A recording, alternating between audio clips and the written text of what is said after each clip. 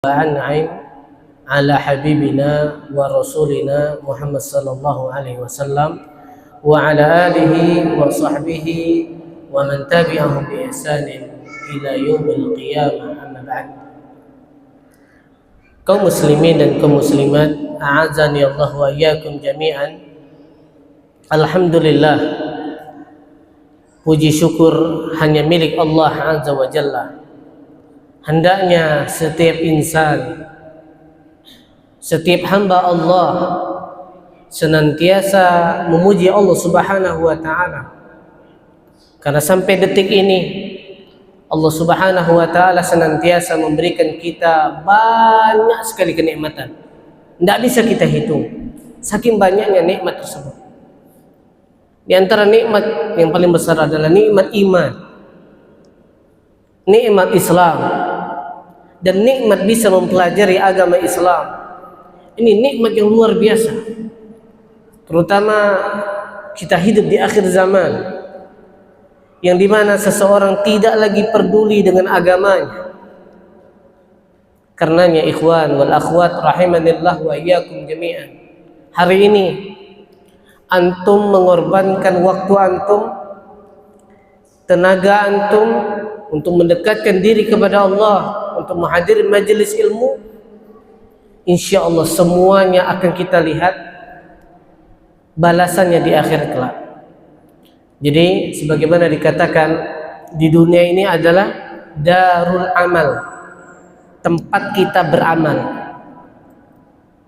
Belum dihisab, belum dikasih balasan, tetapi ada pun di akhirat nanti setelah kita meninggal dunia, itu namanya darul jaza, negeri balasan. Semua apa yang kita perbuat di dunia ini pasti dibalas oleh Allah Subhanahu wa Ta'ala, sekecil apapun. Apapun yang kita lakukan di dunia ini, baik itu kebaikan maupun keburukan, pasti dibalas oleh Allah Subhanahu wa Ta'ala. Makanya tidak akan pernah rugi seseorang yang mengorbankan waktu dan tenaganya untuk Allah Subhanahu wa Ta'ala. Karenanya kita harus semangat dan semangat untuk senantiasa mendekatkan diri kepada Allah. Salah satu di antara caranya adalah dengan menuntut ilmu agama. Jamaah yang dirahmati oleh Allah Subhanahu wa Ta'ala, malam hari ini kita akan membahas bab baru, bab istihbabil qudumi ala ahlihi naharan wa karahatihi fil laili li ghairi hajatin.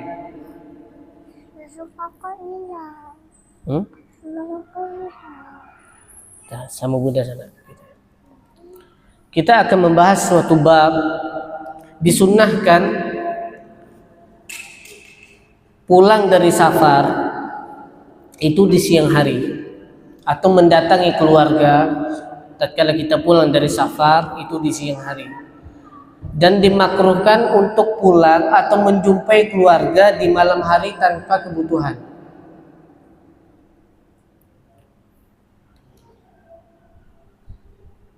Pada bab ini mu'allif rahimahullah menukilkan beberapa hadis. Di antaranya an Jabirin radhiyallahu ta'ala anhu anna Rasulullah sallallahu alaihi wasallam qala idza atala ahadukum al-ghaibata fala yatruqanna ahlahu laila. Dari Jabir radhiyallahu ta'ala anhu bahwasanya Rasulullah sallallahu alaihi wasallam bersabda, jika salah seorang di antara kalian telah lama pergi, telah lama melakukan safar, LDRan sama istrinya, fala yatruqanna ahlahu laila, maka janganlah dia pulang untuk menemui keluarganya pada malam hari. Wa fi riwayatin, di dalam riwayat yang lain, anna Rasulullah sallallahu alaihi wasallam naha ayatruqa ar-rajulu ahlahu laila, muttafaqun alaih. Bahwasanya Nabi sallallahu alaihi wasallam melarang seseorang mendatangi keluarganya di malam hari. Hadis Bukhari dan Muslim. Hadis yang selanjutnya, wa an Anas radhiyallahu ta'ala anhu qala kana Rasulullah sallallahu alaihi wasallam la yatruku ahlahu laila wa kana ya'tihim ghudwatan aw 'ashiyatan muttafaqun alaih. Diceritakan dari Anas bin Malik radhiyallahu taala anhu berkata, adalah Rasulullah sallallahu alaihi wasallam tidak mendatangi atau tidak pulang menemui keluarganya di malam hari, dan beliau biasa mendatangi atau pulang menemui keluarganya pulang dari safar ghudwatan di pagi hari, au asyiyatan atau di sore hari. Inilah beberapa hadis yang dinukilkan oleh Malik rahimahullah, yang hendaknya setiap mukmin harus mencontohi nabinya sallallahu alaihi wasallam. Tentunya apa yang Nabi perintahkan, apa yang Nabi larang di sana mengandung hikmah-hikmah. Ya, yang insya Allah akan kita bacakan. Kenapa sih kita dilarang pulang menemui keluarga kita di malam hari tanpa kebutuhan?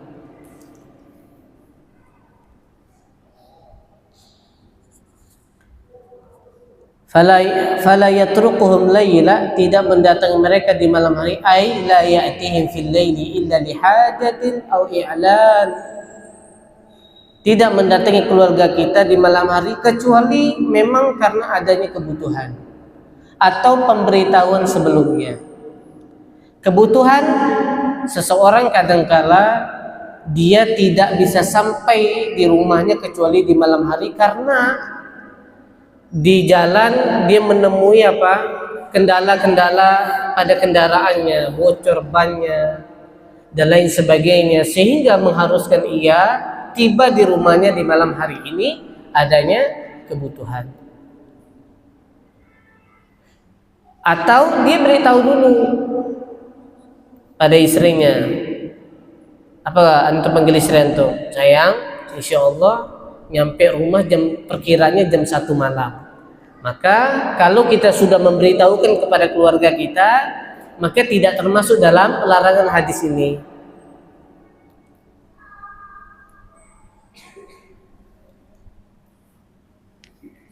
Alhamdulillah kalau kita di Putus Ibau itu kita pulang dari safar, misal dari Pontianak, jam berapa kita sampai? Pagi hari, alhamdulillah. Ya, tidak di tengah malam. Apakah semua malam, Ustadz? Tidak semua malam. Kalau kita nyampainya di maghrib atau di waktu Isya, maka masih diperbolehkan. Kenapa? Karena pada saat itu istri kita belum tidur. Istri kita belum tidur.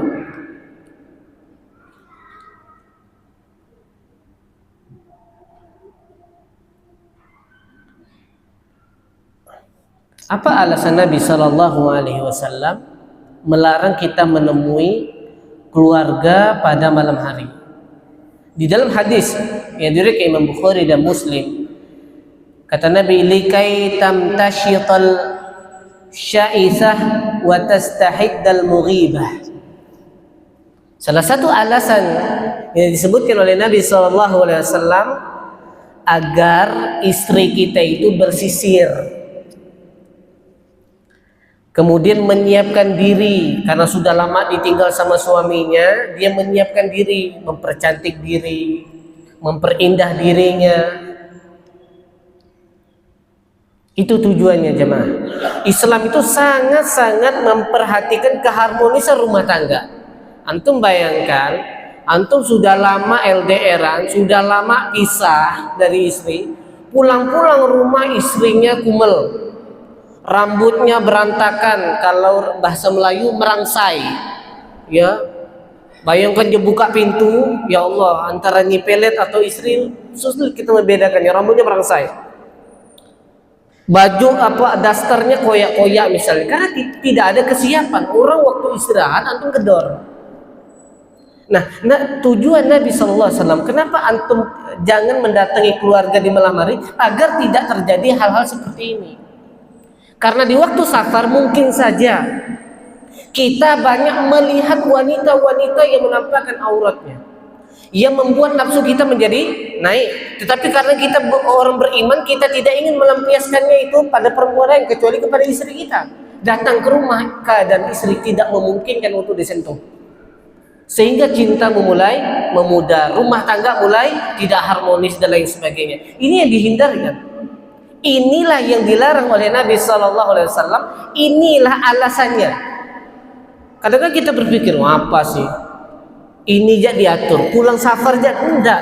Semua yang diatur, ada perintahnya, ada larangannya, semua pasti memiliki hikmah dan tujuan.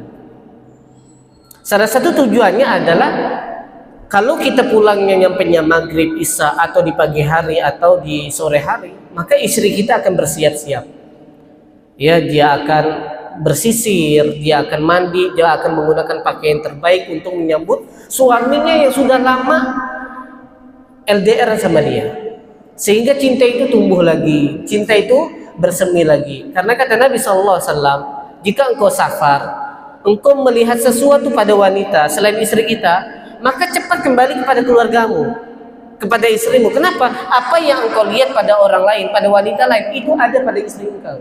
Sama aja, beda merek doang, tapi isinya sama. Li'ajli anna al-mar'ata tatajammala wa tatazayyana li zawjiha li'alla yaqdimu 'alayhi wa hiya sa'isa ghairu mashita aw lam tastahidda aw lam tastahid. Di sini maksudnya lam tahluk anataha. Ya, tujuan agar kita pulang di awal, atau kalaupun kita harus sampainya di malam hari, tengah malam misalnya, tujuannya biar istri kita berdandan, mempercantik dirinya. Tatkala kita datang, dia tidak dalam keadaan kusut, rambutnya merangsai atau tidak siap. Mohon maaf ya, di sini disebutkan agar dia mencukur bulu kemaluannya. Bayangkan, Islam tuh sebegitu memperhatikan rumah tangga gitu loh, agar dia mencukur bulu-bulu yang memang tidak enak dilihat. Maklum kan safar, lama tidak disentuh, kadang-kala dibiarkan. Nah, kalau kita kasih tahu, dek siap-siap, abang mau pulang, nyampenya isya insya Allah, maka istri akan mempersiapkan sedemikian rupa, potong kuku, nyisir rambut, atau kalau bisa jadi kita transfer dulu ini anti ke salon, karena kita sudah 2 bulan LDRan, ke salon percantik diri. Kenapa? Biar rumah tangga kita itu harmonis lagi. Yang rindu tambah rindu, yang cinta tambah cinta, itu tujuannya. Tapi nauzubillah, antum sudah lama nggak lihat istri, tapi istri antum kumal, rambutnya merangsai, kusut. Antum datang pun rasanya mau tidur, nggak lagi pengen ngobrol. Padahal banyak yang harus diobrolkan sebenarnya.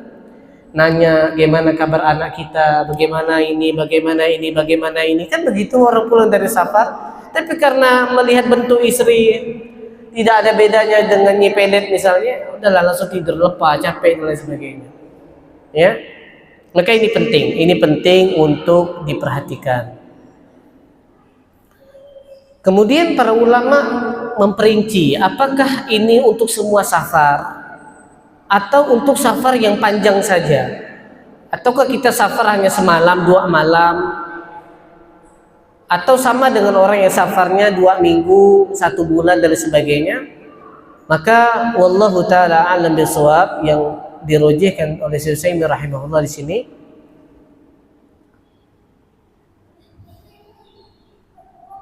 itu untuk safar yang panjang, untuk safar yang panjang. Adapun safar yang pendek, sehari atau 2 hari, maka tidak mengapa, ya, tidak mengapa.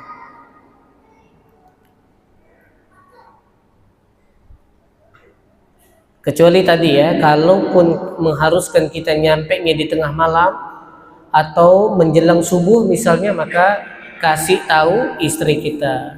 Insya Allah istri yang soleha, dia akan mempersiapkan semaksimal mungkin untuk menyambut suaminya. Kadangkala ini ada istri yang nggak tidur nungguin suaminya, masya Allah. Kadangkala ada yang istri yang nggak bisa tidur atau nggak nyenyak tidurnya karena senantiasa menunggu pujaan hatinya yang pulang, ya, atau yang telah lama tidak ketemu. Maka subhanallah, antum lihat bagaimana Islam itu mengemas semua kebaikan termasuk keharmonisan rumah tangga itu diperhatikan. Antum kalau safarnya panjang, sebulan, 2 bulan, seminggu, 2 minggu ke atas misalnya, maka jangan sekali-kali pulang pada malam hari kecuali ada kebutuhan atau memberitahu terlebih dahulu agar tidak terjadi hal-hal yang tidak diinginkan.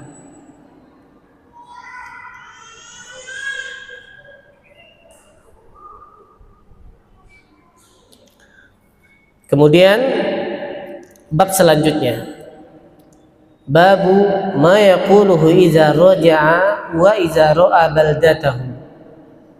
Bab yang menjelaskan tentang doa apa yang kita baca tatkala kita pulang kemudian kita melihat kota kita, negeri kita. Misalnya antum kalau pulang dari luar negeri, itu dari pesawat kalau kita mau nyampe misal di Jakarta misalnya, kita sudah melihat lampu-lampu misalnya. Atau kalau antum punya gerbang, biasanya kalau pakai mobil udah kelihatan gerbang kita sudah mau masuk kota Putu Sibau. Ada nggak doanya? Ada. Dijelaskan dari Anas bin Malik radhiyallahu taala anhu qala aqbalna ma'an nabiy sallallahu alaihi wasallam hatta idza kunna bi dhahril Madinah qala aibuna taibuna abiduna li rabbina hamidun. Antum hafalkan doa ini jemaah. Aibuna apa artinya? Kami kembali ya Allah.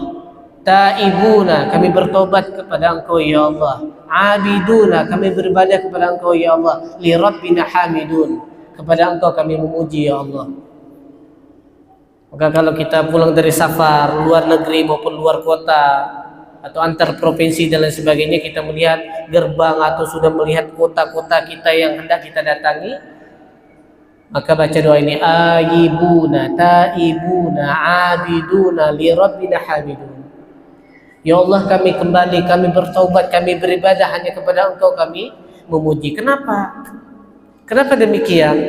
Karena kita perlu bersyukur kepada Allah Subhanahu wa taala yang telah menyelamatkan kita dari mara bahaya yang mungkin saja menimpa kita di tengah-tengah safar. Makanya kita katakan aibuna, ya Allah kami kembali. Kami bertobat, bukannya pulang safar malah banyak berbuat maksiat. Enggak, kami bertobat kepada Engkau ya Allah. Mungkin di dalam safar zikir kita enggak banyak, mungkin ada sholat kita yang tertinggal, mungkin ada dosa-dosa yang lain yang kita perbuat. Makanya kalau kita mau sampai di negara kita atau di kota tujuan kita, kita baca doa ini, taibuna abiduna, kemudian kita beribadah kepada Allah, li rabbina hamidun, dan kepada Tuhan kami memuji. Bukan memuji diri sendiri ya, enggak. Kita katakan alhamdulillah, segala puji bagi Allah yang telah menyelamatkan kita semuanya dari perjalanan ini. Penting. Ini penting agar menurunkan kesombongan di dalam diri kita. Kadang kita merasa kita paling hebat, kita yang paling kuat, kita yang paling mengerti jalan misalnya dan lain sebagainya. Ini adalah bentuk-bentuk kesombongan. Tetapi kalau kita mendahului dengan pujian alhamdulillah, artinya memang kita meyakini tidak ada yang bisa menyelamatkan kita kecuali Allah Subhanahu wa taala. Kemudian falam yazal yaqulu dzalika hatta qadimna al-Madinata. Maka senantiasa Nabi sallallahu alaihi wasallam membaca doa ini sampai kami tiba di kota Madinah. Artinya Nabi itu barunya kelihatan gerbang, atau kan biasa ada tanda-tanda pohon atau tanda apapun itu kalau kita sudah mau memasuki daerah tertentu yang ingin kita kunjungi misalnya. Ya, atau kita kembali ke kampung kita, kan kita tahu. Misalnya kalau mau masuk Putu Sibau apa tandanya? Lewat jembatan gantung misalnya. Itu udah mau masuk Putu Sibau, kita baca aibuna taibuna abiduna li rabbina hamidun. Sampai kapan? Sampai kita sampai di kota kita memuji Allah Subhanahu wa taala. Jadi safar kita itu safar yang berkah insyaallah, safar yang berpahala insyaallah. Kenapa? Karena kita menyadari betul bahwasanya di sela-sela safar kita banyak maksiat, banyak kekurangan, banyak kelalaian yang kita lakukan, sehingga tatkala kita pulang atau sampai ke daerah kita, kita bertaubat kepada Allah Subhanahu wa taala. Kemudian ada lagi salah satu sunnah yang mungkin kita nggak tahu itu sunnahnya tatkala kita pulang dari safar, atau kita meremehkannya. Baik, di bab yang baru, Babu istihbabi ibtida'il qudumi bil masjid allazi fi jiwarihi wa salatihi fihi rak'atain. Disunnahkan tatkala kita datang itu mau sampai rumah ini, kita singgah ke masjid dulu, sholat sunnah 2 rakaat, baru kita pulang ke rumah. Antum udah tahu belum kalau ada sunnahnya sholat 2 rakaat tatkala pulang dari safar? Kita sholat 2 rakaat dulu sebelum pulang ke rumah. Ada 2 kemungkinan, kita tahu namun kita lalai, atau kita tidak tahu. Antum dengarkan hadis Bukhari dan Muslim. Nabi SAW bersabda, anna Rasulullah SAW iza qadima min safarin bada'a bil masjidi faraka'a fihi rak'atain. Adalah Nabi SAW jika datang atau jika telah datang dari safar, Nabi memulai masuk ke masjid, kemudian Nabi sholat 2 rakaat, baru Nabi pulang ke rumah.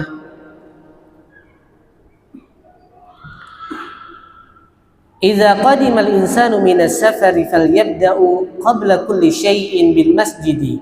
Jika manusia pulang dari safar atau datang dari safar, maka hendaknya dia memulai sebelum segala sesuatunya, yaitu dia sholat 2 rakaat di masjid. Qabla ayyadakhula ala ahli, sebelum dia menemui keluarganya. Kita singgah dulu masjid yang terdekat di rumah kita. Kita sholat 2 rakaat, baru kita menemui keluarga kita. Kenapa? Dijelaskan lagi oleh Syekh rahimahullah, inilah bentuk syukur kita kepada Allah Subhanahu wa taala yang telah menyelamatkan kita mara bahaya yang mungkin bisa saja menimpa kita di tengah-tengah jalan. Tapi yang menyelamatkan siapa? Allah. Yang menyelamatkan kita siapa? Allah. Makanya bentuk syukur kita sholat 2 rakaat. Perempuan maupun laki-laki. Macam mana tata caranya? Bagaimana tata caranya? Tata caranya seperti sholat sunnah biasa. Antum niatkan sholat sunnah pulang dari safar 2 rakaat, kemudian antum baca Al-Fatihah, ya, atau membaca surah-surah pendek yang lainnya, 2 rakaat saja, kemudian antum pulang, barulah menemui keluarga antum. Itu sunnahnya. Ya mungkin saja kita lalai atau tidak tahu hukumnya.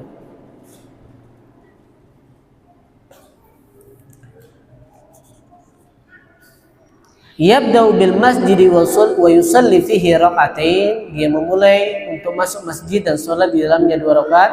Li'anna Nabiya sallallahu alaihi wasallam sanna zalika li ummatihi fi qawlihi wa fa'li. Karena Nabi sallallahu alaihi wasallam menyunahkan atau memberikan contoh untuk sholat 2 rakaat ini pada perbuatannya maupun perkataannya. Nabi itu kalau datang dari safar, Nabi ke masjid dulu sholat 2 rakaat, baru menemui keluarganya. Begitu juga Nabi perintahkan kepada umatnya, jika engkau pulang dari safar atau datang dari safar, maka hendaknya pergi ke masjid terlebih dahulu, sholat 2 rakaat. Walamma ja'ahu Jabir radhiyallahu anhu la ya'khudhu samana jamalihi allazi ba'ahu alaihi qala lahu. Ya, tatkala Jabir radhiyallahu ta'ala anhu mendatangi Nabi untuk mengambil yang saman, harga unta yang dia jual, maka Nabi mengatakan kepada Jabir tadi, adkhaltal masjida wa shalaita. Karena diceritakan dalam hadis ini panjang ya.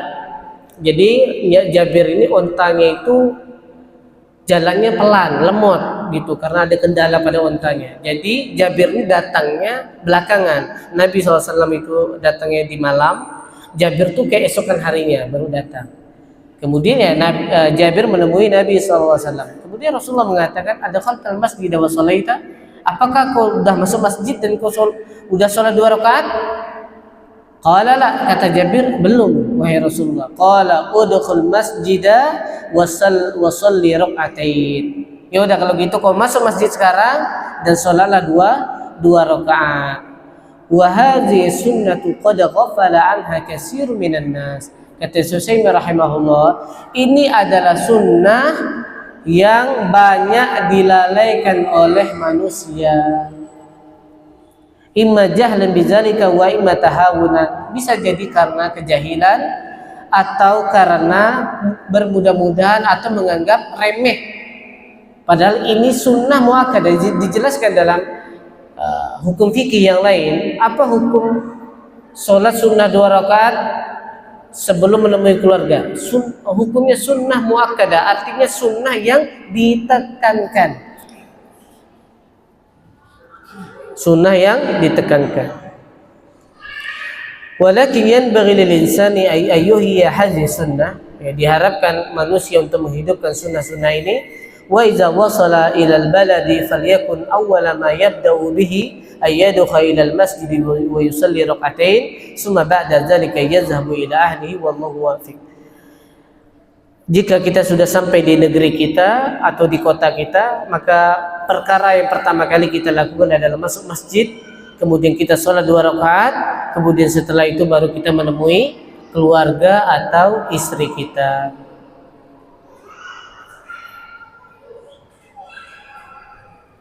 Kemudian kita lanjut pada bab yang lain. Bab tahrimi safaril mar'ati wahdaha.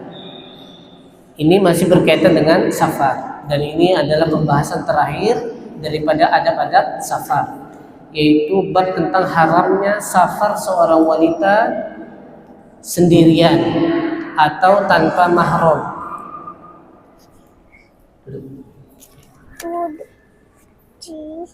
Ini apa? Agak bunda agak. Ini apa? Iya, tak boleh. Taib. Ini bab terakhir daripada adab-adab safar, yaitu tentang haramnya safar seorang wanita sendirian tanpa mahram. Ini safar jemaah, bukan keluar gang, bukan keluar rumah ke pasar, bukan. Tapi ini safar. Di dalam bab ini mu'allif rahimahullah menukilkan 2 hadis.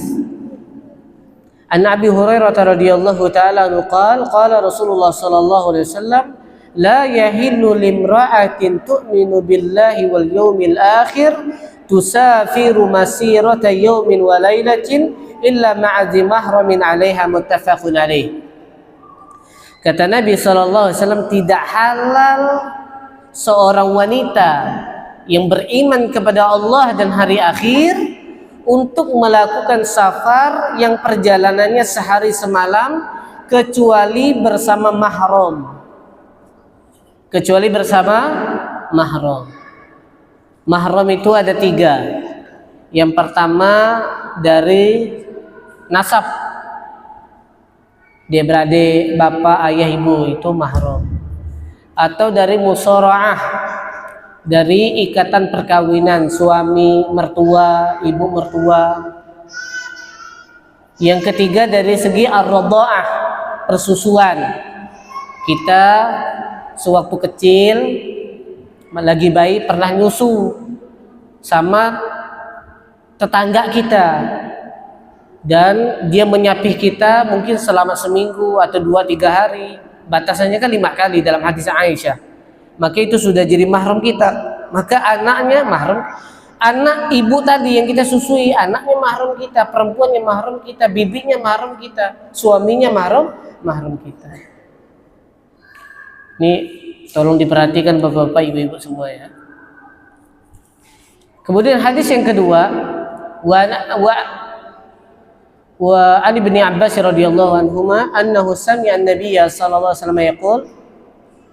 Dari Ibnu Abbas radhiyallahu anhuma bahwasanya dia mendengar Nabi sallallahu alaihi wasallam bersabda, la yakhluwanna rajulun bimra'atin. illa wa ma'aha zu mahramin.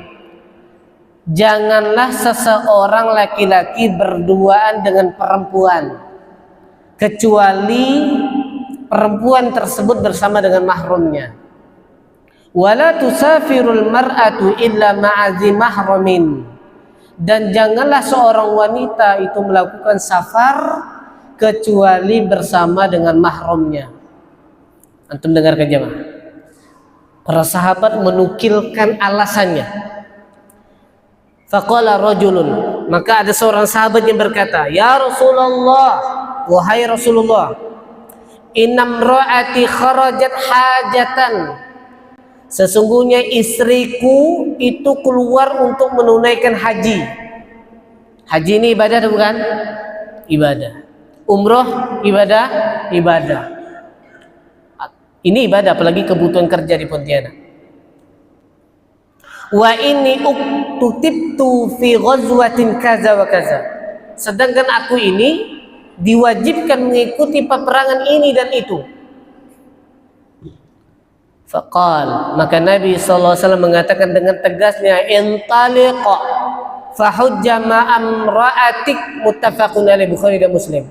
Pulang, pergi engkau haji bersama istrimu. Jamaah, ini kita punya alasan, ini orang mau perang, ini istri mau haji. Dua-duanya ini ibadah. Beda kalau dengan kita, ini satu kerja, yang satu mau ibadah. Bayangkan, ini ibadah, ini jihad, ini juga ibadah. Tapi perempuan tidak punya mahram. Maka kata Nabi, pulang engkau, temani istri engkau untuk berhaji. Maka para ulama mengatakan termasuk syarat kemampuan seorang wanita untuk berumroh ataupun haji, ya harus ada mahramnya. Kalau nggak ada mahramnya, gugur kewajibannya. Gugur kewajibannya. Antum mau alasan apa lagi? Ini mau perang, yang satu mau haji. Alasannya sama-sama kuat nggak? Sama-sama kuat. Ini ibadah besar, haji ini. Jihad ini ibadah yang paling besar, bahkan yang paling afdal, yang paling utama. Sedangkan haji juga ibadah yang besar. Apa kata Nabi SAW? Intariq, pulanglah. Fahajji ma'amra'atik, maka berhajilah dengan istri engkau. Maka kalau kita baca dua hadis ini, Syekh Utsaimin rahimahullah, salah satu ulama abad ini, zaman ini, beliau memutlakkan, ini masalah fikih jemaah, beliau memutlakkan keharaman wanita yang safar tanpa mahram. Baik kasusnya itu dalam keadaan aman atau tidak aman, dalam keadaan beramai-ramai ataupun sendirian, sama saja. Maka mahram harus menemani anak perempuannya atau saudari-saudari perempuannya. Ini kalau Anda bacakan sampai gak waktu? Berapa menit lagi? 8 menit.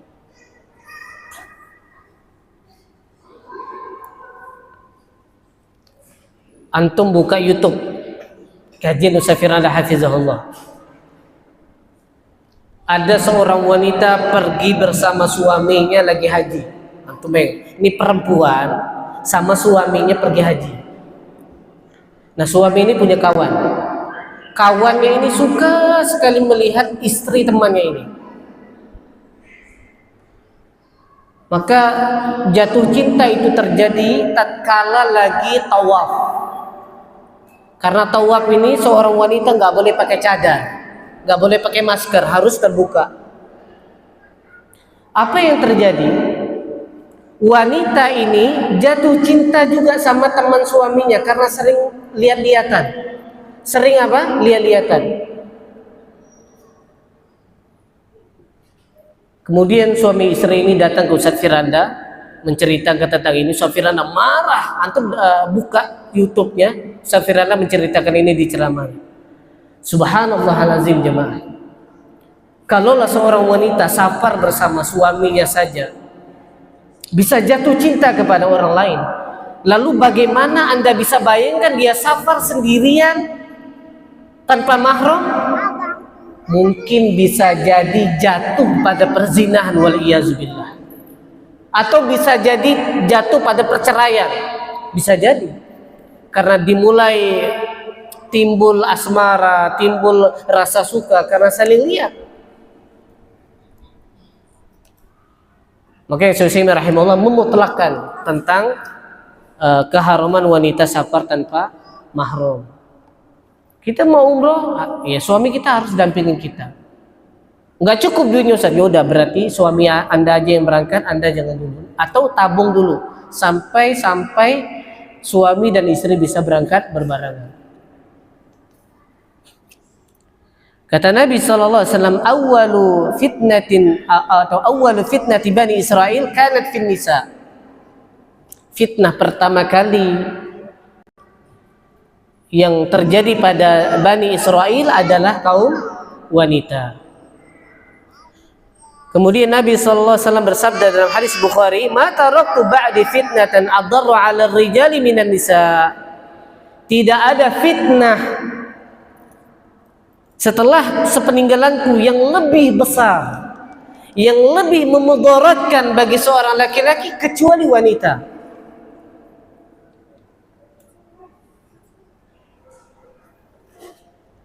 Terjadi di Jawa, Anda nggak sebutkan Jawa.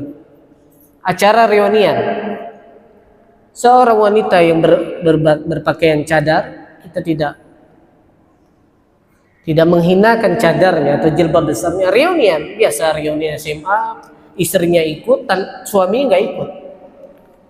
Di sana ada mantannya, ada mantan wanita yang bercadar tadi. Kemudian CLBK, kemudian terjadi berhubungan pada beberapa kali, kemudian cerai. Itu dampak kalau perempuan keluar sendirian, apalagi istri antum cantik, muttafaqun alaih cantiknya. Kalau istri anak jelek Ustaz sama, kalau orang tua Ustaz sama, ya tetap harus bersama mahram. Kalau mama anak udah tua Ustaz, nggak mungkin ada yang naksir, nggak mungkin ada yang naksir. Sama masuk dalam keumuman hadis ini. Mau beramai-ramai perempuannya aman Ustaz, ini kan perempuannya ramai ini Ustaz, aman insyaallah. Antum jemput anak antum. Ustaz, anak berat untuk membeli tiket bis kalau anak-anak sekolah Pontianak, sekolah di Putus Ibau. Yang penting harus bersama mahram. Atau sekolah dekat-dekat saja di Sintang. Antum ukur ekonomi antum, tetapi antum harus senantiasa menemani putri antum kalau di sekolah di luar daerah, apalagi ke Jawa. Sadis jemaah, sadis ini cerita nyata.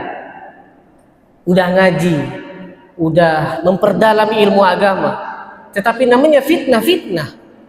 Menimpa siapa saja. Mau dia ustaz ke, siap penghafal Al-Quran, kalau itu tertimpa kepada kita waliyazubillah, maka akan menimpa kita semua. Tidak ada yang aman dari fitnah. Karenanya kata Nabi SAW, wazalika anal mar'ata naqisatul aqli wad din. Karena perempuan itu kurang akalnya, kurang agamanya. Antum bayangkan, dari mana perempuan itu kurang akalnya? Udah ada suaminya naksir suami lain, kurang agamanya juga sama. Ya, bayangkan melakukan ibadah besar, ibadah haji, kok bisa naksir sama suami orang? Ya, perempuan bisa dilecehkan, apalagi misalnya mohon maaf ya, di pesawat dia nggak bisa memilih nomor kursi pesawat, kemudian dia duduk dengan laki-laki yang tidak dikenal, bisa saja dilecehkan. Bisa saja kehormatannya dilecehkan, karenanya itu diantara dampak perempuan safar tanpa mahram. Karenanya ini perlu menjadi perhatian kita bersama. Walaupun ini masalah fikih, tetapi tidaklah Nabi SAW melarang sesuatu kecuali di sana memang ada mudarat yang sangat besar yang harus kita perhatikan. Ya, yang harus kita perhatikan.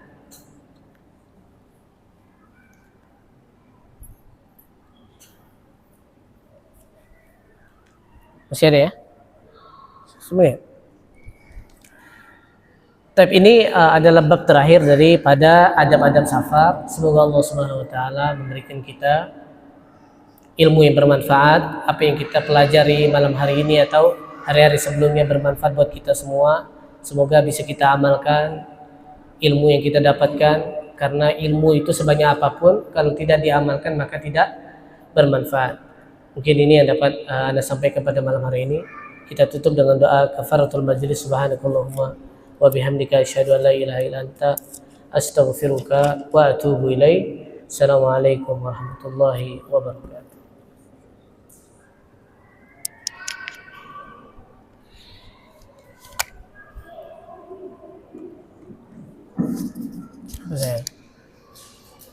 Ini mana?